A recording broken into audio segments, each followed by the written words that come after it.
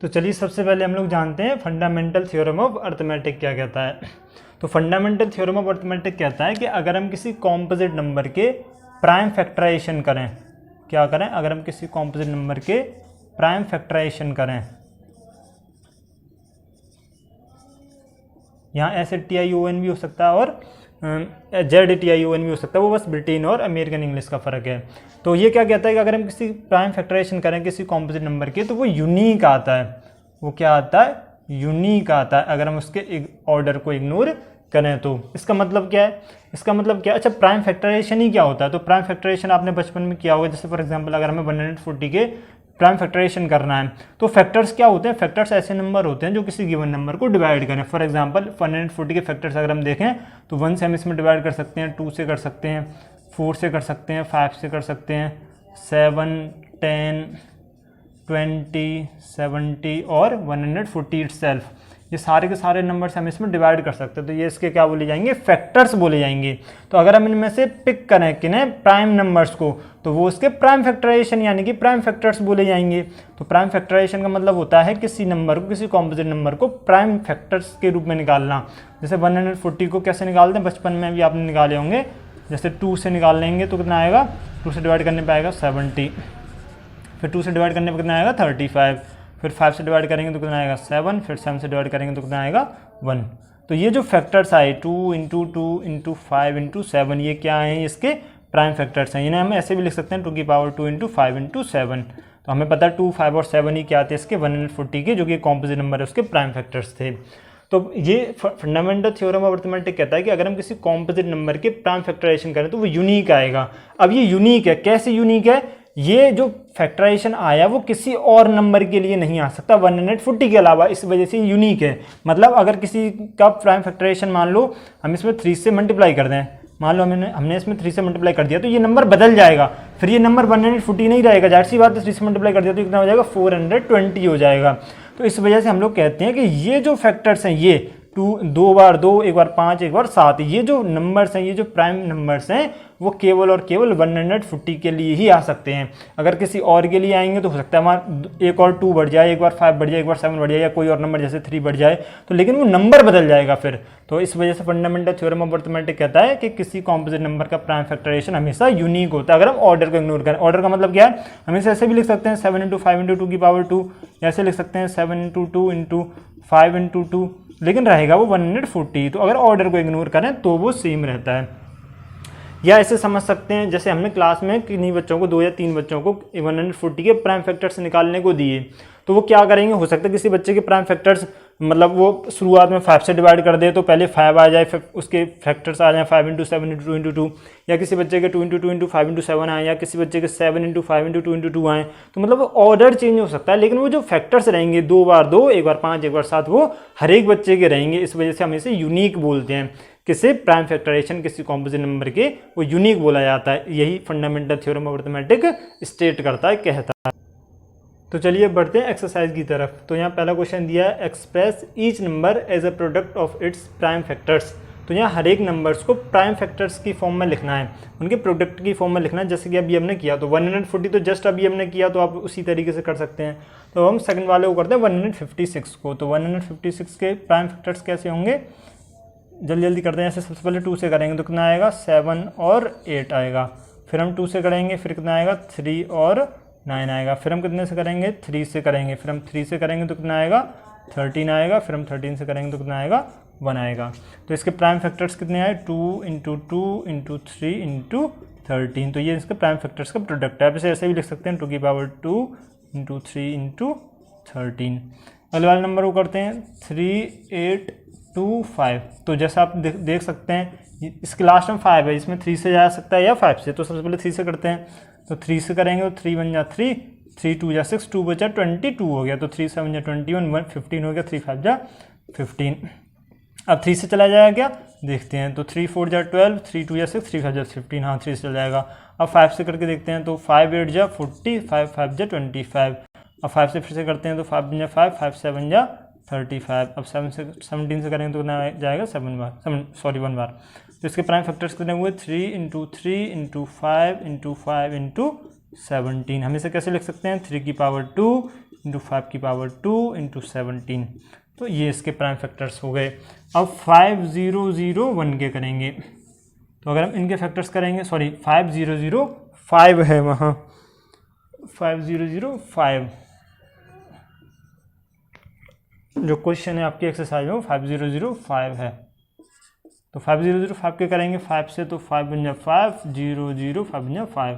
अब 1001 एक ऐसा नंबर, अच्छा इसके बारे में एक इंटरेस्टिंग फैक्ट ये है कि जो सबसे पहले तो ये नंबर 7 से 11 से 13 तीनों से डिवाइड हो जाता है। दूसरी बात, आप किन्हीं 3 नंबर के किसी भी नंबर को सोचो, जैसे फॉर एग्जांपल आपने सोचा 1 2 3, तो अगर हम उस नंबर को रिपीट करें तो 1 2 3 को, और उसे 1001 से डिवाइड करें, तो जो रिजल्ट आएगा हमेशा ही वो वही नंबर होगा जो आपने रिपीट किया था। ऐसे ही अगर हम 2 नंबर के किसी नंबर को रिपीट करें और उसमें 101 से डिवाइड करें, तो जो रिजल्ट आएगा वो उतना ही आएगा जिस नंबर को आपने रिपीट किया था।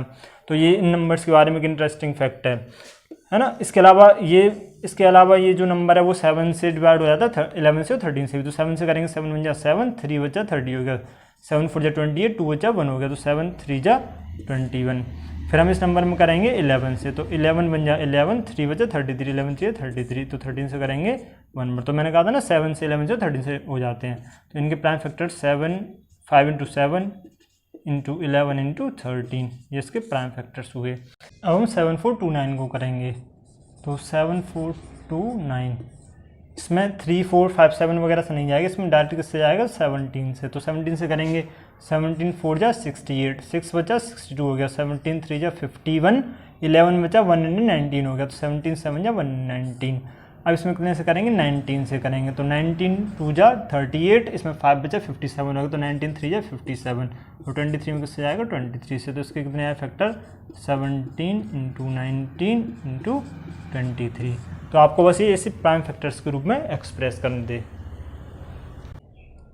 अब हम बढ़ते हैं क्वेश्चन नंबर 2 की तरफ। तो क्वेश्चन नंबर 2 क्या कहता है, find the LCM and HCF of the following pairs of integers and verify that LCM into HCF equal to product of the 2 numbers. तो LCM और HCF हो सकता है आप लोगों को आते हो, बचपन में आपने सीखे हो। अगर आपको नहीं आते तो मैं इसके ऊपर भी एक डिटेल्ड वीडियो बना चुका हूँ, जिसकी लिंक मैं आपको डिस्क्रिप्शन में डाल दूँगा, आप वहाँ से देख सकते हैं। तो चलो शुरू करते हैं।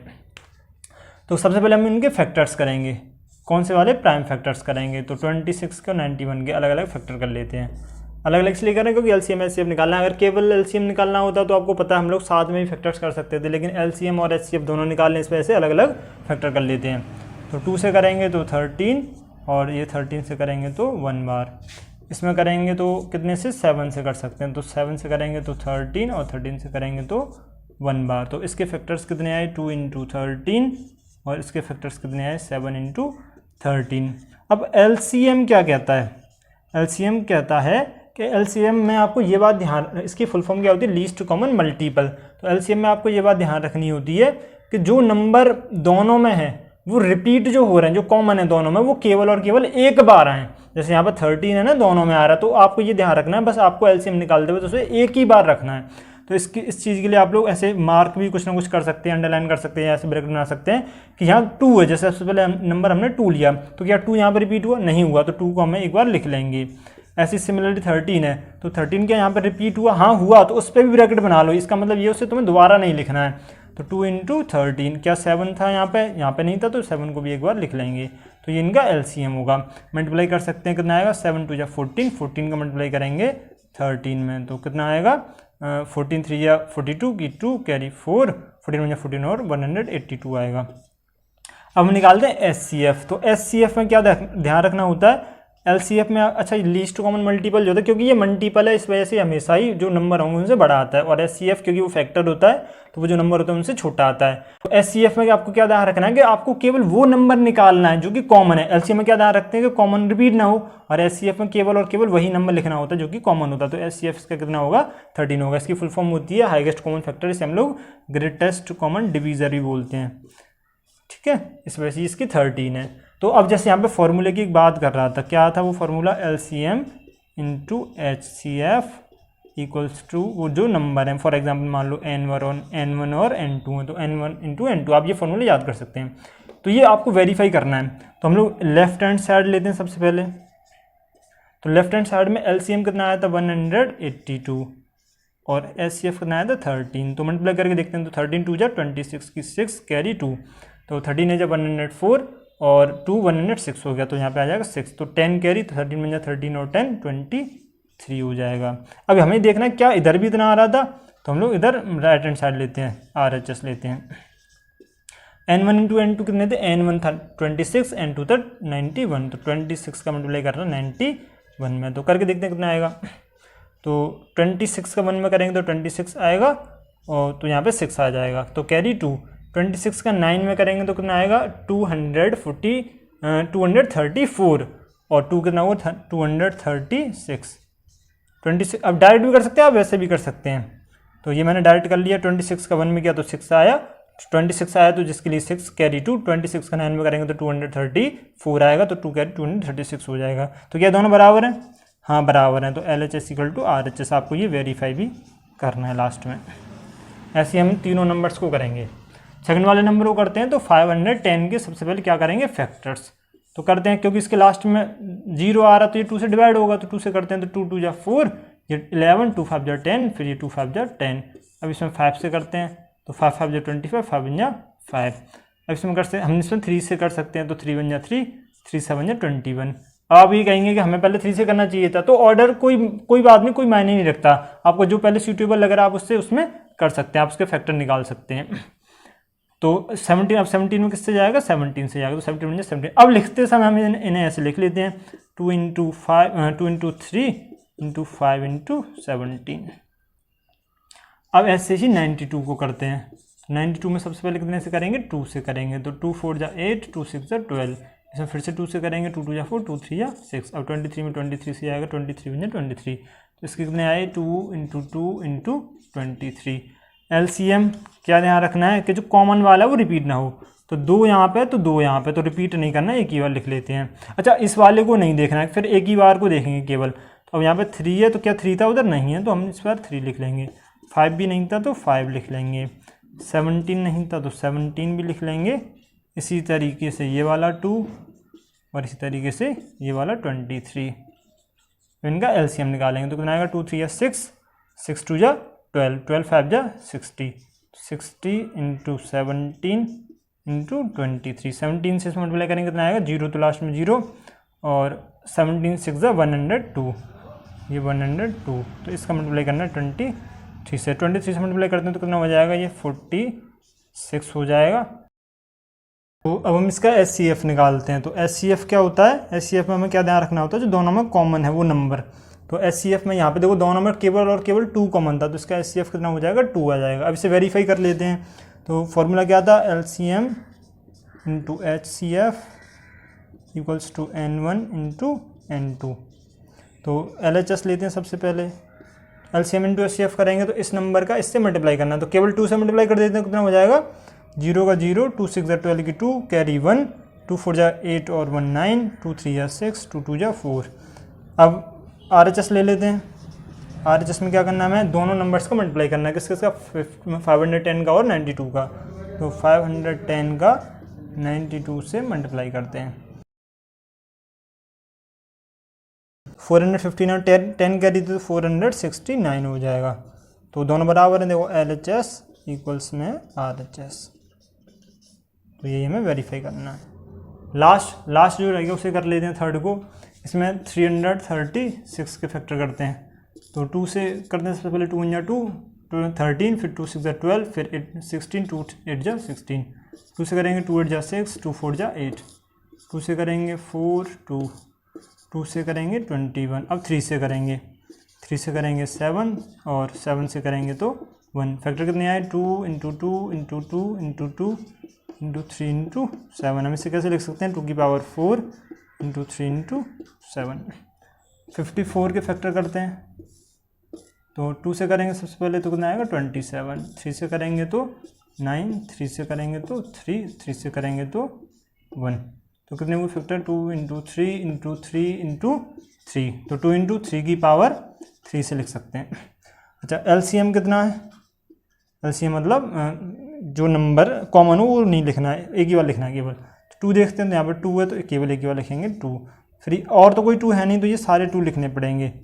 कितने हैं ये 3 बार 2 और लिखना है, 2 इंटू 2 इंटू 2, फिर 3 एक बार है यहाँ पे, वहाँ पे 3 बार थे, तो यहाँ पे भी देखो ये 3 बार, ये हो चुका है 2 पहले, तो इंटू 3 इंटू यहाँ पे और ये 7 बचा, यहाँ पे ये 3 बचे, तो 3 इंटू 3 इंटू 7, यानी कि 2 की पावर 4 इंटू 3 की पावर 3 इंटू 7, तो कितना हो जाएगा 2 की पावर 4, यानी 4 में मल्टीप्लाई करना है तो कितना 16, 3 का 3 मल्टीप्लाई करना है तो कितना हो जाएगा 27 इंटू 7, मल्टीप्लाई करते हैं, तो ये 16 इंटू 7 7 या 49 की 9, कैरी 4 7 टू या 14 और 189, 16 से मल्टीप्लाई करेंगे तो 16 9 या 144, तो 144 की लास्ट में कितनी जाएगी 4, कैरी 14, और 16 8 जा 128, तो 128 और 14 कैरी, तो 142 की 2 हो जाएगी, कैरी कितनी हो जाएगी 14, तो 16 1 या 16 और 14 30, ये इतना आ जाएगा। इसका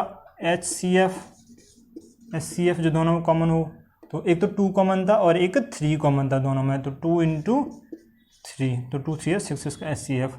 अगर हम इसका अब LHS निकालें, वो फॉर्मूले से हमें वेरीफाई करना है ना, तो अगर हम LCM और HCF का मल्टीप्लाई करें तो 6 का मल्टीप्लाई करना है इससे, तो 6 4 जा 24 की 4, कैरी 2, 6 2 जा 12 और 2 की 14 की 4, कैरी 1, यहाँ पे भी 1 आ जाएगा, 6 3 जा 18। RHS निकालें, यानी नंबर्स का मल्टीप्लाई करना है, तो नंबर्स कितने थे 336, मल्टीप्लाई करना है हमें इसका 54 से, तो करते हैं। अच्छा इधर कर लेते हैं, चलो 336 का मल्टीप्लाई करना हमें 54 से, तो 4 6 24 की 4, कैरी 2, 4 3 12 और 2 14 की 4, कैरी 1, 6 3 4 3 12 और 1 13, 5 से करेंगे 5 से 30 की 0, कैरी 3, 5 3 15 और 3 18 की 8, कैरी 1, 5 3 15 और 1 16, ऐड करेंगे तो 4 4 1 8 1, तो हाँ ठीक है, देखो ये इतना ही आ रहा है ना, LHS इक्वल टू RHS।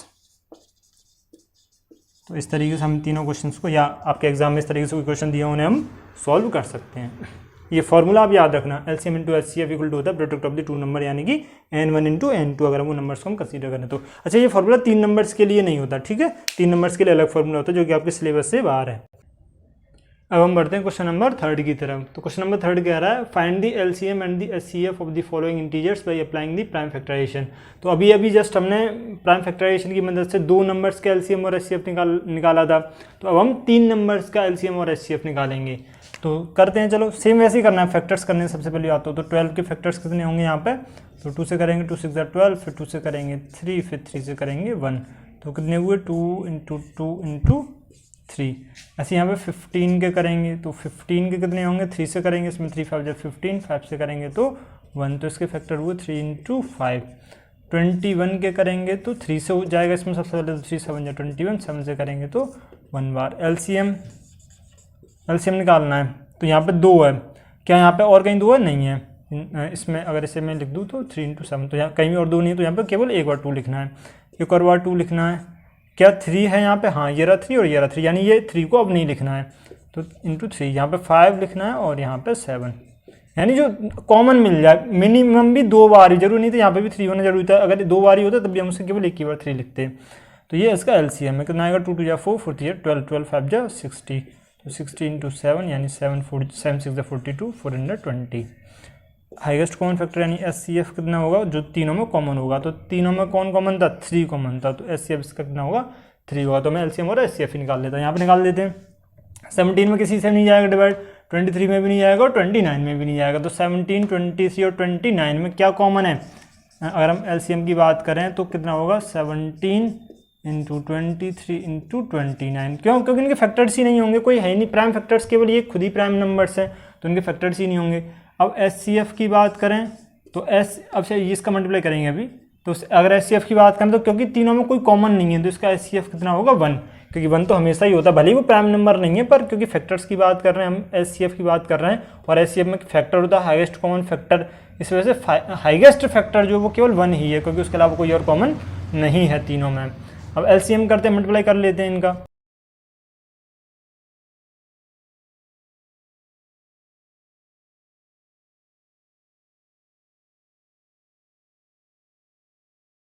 तो इसका LCM कितना आया, इसका LCM आया 11339।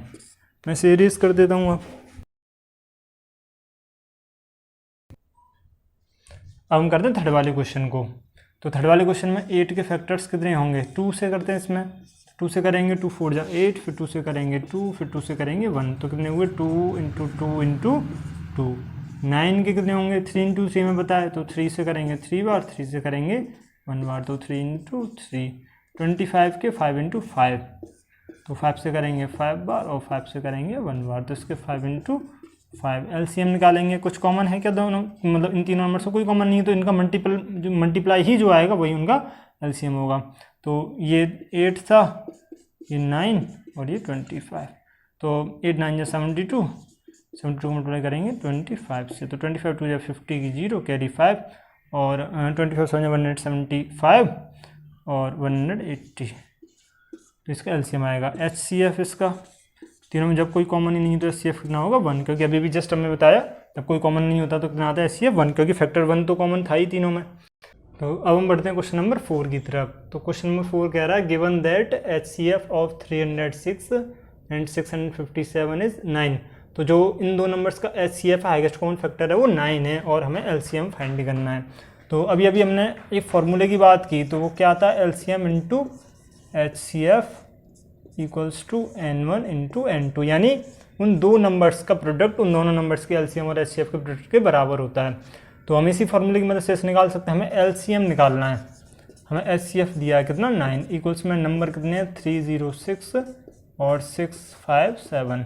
तो हम इस 9 को उधर भेज सकते हैं, मल्टीप्लाई में तो उधर जाएगा, तो इसमें हो जाएगा डिवाइड में, तो ये कितना हो जाएगा, सॉरी 657 अपॉन में 9। अब 9 से काट सकते हैं, किससे काट सकते हैं, इससे काट लेते हैं, तो 9 3 जा 27 और फिर कितना बचा 36, तो 9 4 जा 36, तो ये कितना आ जाएगा 34 मल्टीप्लाई बाई 657 मल्टीप्लाई कर लेते हैं, तो कितना आएगा 657 का मल्टीप्लाई करना है 34 में, तो 4 से करेंगे 28 की 8 कैरी 2, 4 5 जा 20 और 22 की 2 कैरी 2, 4 6 जा 24 और 26, 3 से करेंगे 3 7 जा 21 की 1 कैरी 2, 3 5 जा 15 और 2 17 की 7 कैरी 1, 3 6 जा 18 और 1 19, तो ऐड कर देंगे 8 3 और ये 13 की 3 कैरी 1, 12 की 2 कैरी 1 2, तो इतना आ जाएगा 2 2 3 3 8, यानी कि उसका एलसीएम इन दोनों का नंबर कितना आएगा, एलसीएम होगा इनका 2 2 3 3 8।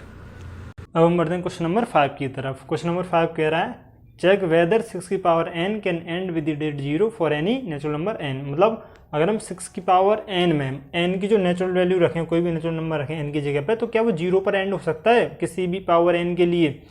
तो अगर मैं आपसे पूछूँ 0 पर एंड कौन से नंबर होते हैं, तो जैसे फॉर एग्जांपल अगर हम 10 की बात करें, हम लोग 20 की बात करें, हम लोग 30 की बात करें, तो अगर इनके फैक्टर्स निकालें तो क्या होंगे 2 × 5 प्राइम फैक्टर्स अगर निकालें, इसके फैक्टर्स निकालें तो कितने होंगे 2 × 2 × 5, इसके फैक्टर निकालें तो कितने होंगे 2 × 3 × 5। तो अगर आप गौर कर पा रहे हैं तो आपने नोटिस किया होगा यहाँ 10 में 2 और 5 का एक पेयर था, यहाँ पे भी 2 और 5 का एक पेयर था, ये भी कह सकते हैं, और यहाँ पे भी 2 और 5 का एक पेयर था। यानी कि अगर हमें 0 पर एंड होना है, एक 0 वाले डिजिट पर अगर हम नंबर को देखें तो उसमें 2 और 5 का एक पेयर होता है।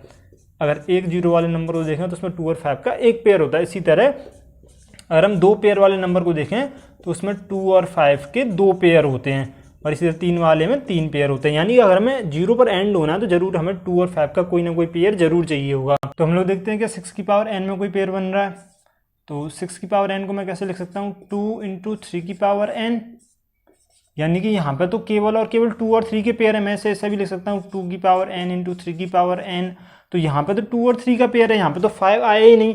यानी कि ये 2 और 3 कितने भी सारे, तुम n की कोई सी भी वैल्यू रख लो नेचुरल नंबर की, तो वो 2 और 3 का मल्टीप्लाई करने पर कभी भी 0 पर एंड नहीं होगा, क्योंकि यहाँ 5 तो है नहीं, एक भी 2 और 5 का पेयर नहीं है। और हमें पता है 0 कम से कम एक 0 भी होने के लिए हमें 2 और 5 का एक पेयर चाहिए होता है। इसका मतलब ये 0 पर एंड नहीं होगा। अब हम बढ़ते हैं क्वेश्चन नंबर 6 की तरफ। क्वेश्चन नंबर 6 में हमें ये प्रूव करना है कि जो दोनों फॉर्म दी हुई हैं, जो नंबर्स दिए हुए हैं वो जो हैं वो कॉम्पोजिट नंबर्स हैं, ये हमें एक्सप्लेन करना है। तो कैसे करेंगे, तो यहाँ पे देखें तो ये जो 13 है और ये 13 दोनों में कॉमन है, ये दो अलग अलग टर्म है, ये प्लस के बाद माइनस के बाद अलग अलग टर्म होते हैं, तो ये अलग टर्म है प्लस के साथ। तो मैं इन दोनों में से 13 को क्या कर सकता हूँ, कॉमन ले सकता हूँ। तो 13 कॉमन ले लेंगे तो यहाँ 11 7 जा 77 बचेगा, और यहाँ कितना बचेगा +1 बचेगा। तो ये 13 इंटू 78, चाहें तो आप 78 के भी फैक्टर कर सकते हैं। सिमिलरली यहाँ 5 कॉमन है दोनों में, तो मैं 5 को बाहर लिख सकता हूँ, तो कितना बचेगा 7 से 6 7 या 42, और इनका मल्टीप्लाई करना है 4 3 या 12, 12 2 या 24, प्लस में यहाँ कितना बचेगा 1, क्योंकि मैंने 5 तो कॉमन ले लिया। इसको मल्टीप्लाई करेंगे तो 24 का 2 मल्टीप्लाई करेंगे 48 की 8 कैरी 4, 24 का 4 में करेंगे 96 और 4 100, तो ये 1008 आएगा प्लस 1, तो प्लस 1 करेंगे तो कितना हो जाएगा 1009। आप इसके भी फैक्टर कर सकते हैं। तो देखिए, तो इन दोनों ही नंबर्स में 1 से भी डिवाइड हो जाएगा, ये जो मल्टीप्लाई करने पे जो नंबर आएगा उससे भी डिवाइड हो जाएगा, और ये दोनों जो फैक्टर है उनसे भी डिवाइड हो जाएगा सिमिलरली उसमें। तो इनका मतलब क्या है कि इनके 2 से ज़्यादा फैक्टर हैं, और क्योंकि इनके 2 से ज़्यादा फैक्टर हैं हम कह सकते हैं ये कॉम्पोजिट नंबर्स हैं। अब क्योंकि एक्सप्लेन करना है तो आपको ये लिखना पड़ेगा लैंग्वेज में कि ये कॉम्पोजिट नंबर्स को हम लोग कैसे लिख सकते हैं, since these numbers have more than 2 factors so they are composite numbers. अब हम करेंगे क्वेश्चन नंबर 7, और ये इस एक्सरसाइज का लास्ट क्वेश्चन है। तो क्वेश्चन नंबर 7 क्या कह रहा है, there is a circular path around a sports field, Sonia takes 80 minute to drive 1 round of the field while Ravi takes 12 minutes for the same. Suppose they both start at the same point at the same time and go in the same direction, after how many minutes will they meet again at the starting point. मतलब एक round है, एक गोल चक्कर है, और जो सोनिया और रवि हैं वो एक पॉइंट से चलना स्टार्ट करते हैं। सोनिया को 18 मिनट लगते हैं उस राउंड को पूरा करने में, और रवि को 12 मिनट लगते हैं उसी राउंड को पूरा करने में। तो अब हमें ये बताना है कि वो दोबारा से उसी स्टार्टिंग पॉइंट पे कितने मिनट बाद मिलेंगे। तो जैसा हमें यहाँ से पता चल रहा है रवि तेज है और सोनिया को जो है मतलब सोनिया धीरे है, जैसे 18 मिनट लगा रही तो वो धीरे चल रही है या दौड़ रही है ना। तो अब हमें ये बताना है कि वो स्टार्टिंग पॉइंट पर दोबारा कितने समय बाद मिलेंगे।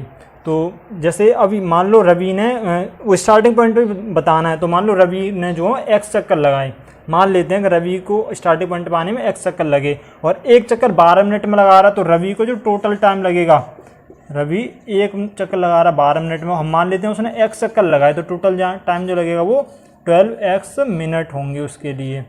ऐसे ही हम लोग सोनिया का मान लेते हैं, तो सोनिया जो है मान लो सोनिया 18 मिनट लगा रही है, तो उसने वाई चक्कर लगाए होंगे, दोनों के चक्कर सेम तो नहीं होंगे क्योंकि दोनों की स्पीड अलग अलग है, तो इसने मान लो 18 वाई मिनट लगाए। अब क्योंकि अब ये ध्यान देना, रवि को वहाँ स्टार्टिंग पॉइंट पे आने में दोनों को मीट होने में 12 मिनट लग रहे हैं, 12x मिनट लग रहे हैं, और सोनिया को 18 वाई मिनट लगेंगे, तो दोनों का टाइम तो सेम होगा ना, क्योंकि रवि सोनिया से जितने मिनट बाद मिलेगा सोनिया भी तो रवि से उतने ही मिनट बाद मिलेगी स्टार्टिंग पॉइंट पे, यानी जो 12x है वो इक्वल है कितने के 18y के, दोनों टाइम सेम है।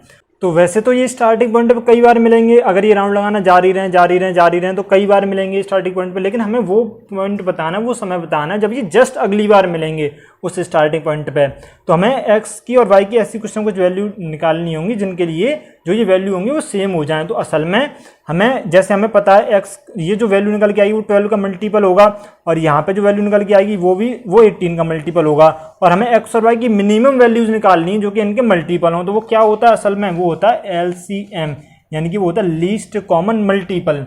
तो यानी हमें 18 का और 12 का क्या निकालना होगा, लीस्ट कॉमन मल्टीपल निकालना होगा। ये सारी चीज़ें मैंने इसलिए समझाई जो बच्चे समझना चाहते हैं असल में कि आखिर कैसे सॉल्व होते हैं क्वेश्चन।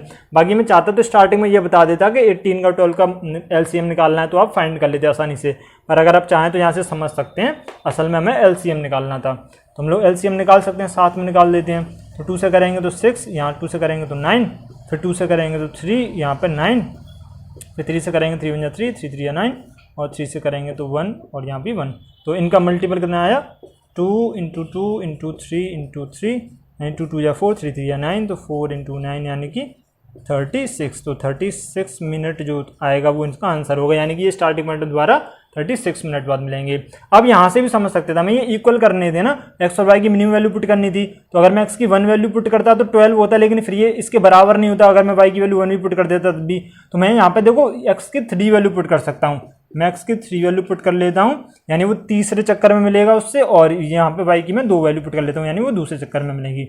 तो यहाँ पे अगर मैं x की वैल्यू 3 पुट करूँ तो 36 आएगा, यहाँ पे y की 2 पुट करूँ तब भी कितना आएगा 36, यानी कि तब भी हम निकाल सकते हैं कि वो 36 मिनट है, दोनों का टाइम यहाँ पे वो मीट करेंगे। तो ऐसे भी आप लगा सकते थे, और असल मायने में सरल जो रहेगा वो यही रहेगा कि LCM से आप उसे निकालें, ये कॉमन सेंस है।